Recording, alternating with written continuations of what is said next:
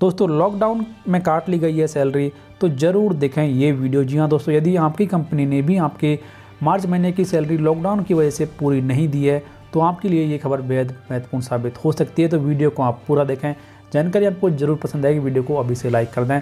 दोस्तों वीडियो शुरू करने से पहले हमारे उन सभी दोस्तों को बहुत बहुत धन्यवाद जिन्होंने हमारे सर्वे में भाग लिया और अपना बेहद महत्वपूर्ण फीडबैक हमें दर्ज करवाया।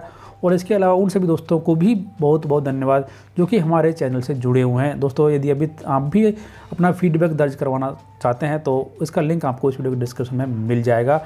दोस्तों आइए देख लेते हैं यहाँ पर क्या है ये पूरी खबर। दोस्तों लॉकडाउन के दौरान अपने कर्मचारियों को पूरा वेतन नहीं देने वाली कंपनियों पर केंद्र सरकार का शिकंजा कस सकता है, क्योंकि इस संबंध में केंद्रीय श्रम मंत्रालय की ओर से केंद्रीय श्रम आयुक्त को केंद्र के अधिकार क्षेत्र में आने वाली समस्त इकाइयों के बारे में शिकायतों पर कार्रवाई के आदेश जारी कर दिए हैं।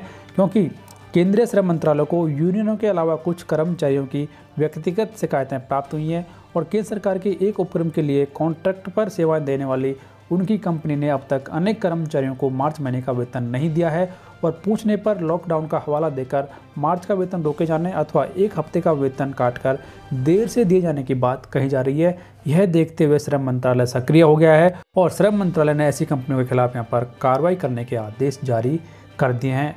तो यहाँ पर यह भी कहा गया है कि सूत्रों के अनुसार श्रम मंत्री संतोष गंगवार के निर्देश पर कार्यालय में विशेष कंट्रोल रूम बनाया गया है और आमतौर पर इकाइयों में हर माह की 7 और 10 तारीख के बीच वेतन दे दिया जाता है, लेकिन लॉकडाउन के कारण इस बार 15 अप्रैल तक मार्च का वेतन दिए जाने की छूट दी जा सकती है। लेकिन यदि इसके बाद भी शिकायतें मिलती हैं तो कंपनी के खिलाफ यहाँ पर कार्रवाई की जाएगी। दोस्तों यदि आपकी सैलरी भी अभी तक नहीं मिली है और मिली है और उसमें से कंपनी ने कुछ कटौती कर दी है तो आप उसके खिलाफ केंद्रीय श्रम मंत्रालय में कंप्लेंट कर सकते हैं। लेकिन दोस्तों फिलहाल यहाँ पर जो कंट्रोल रूम स्थापित किया गया है उसका नंबर यहाँ पर नहीं दिया गया है।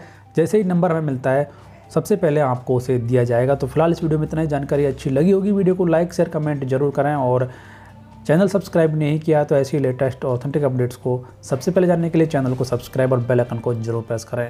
धन्यवाद।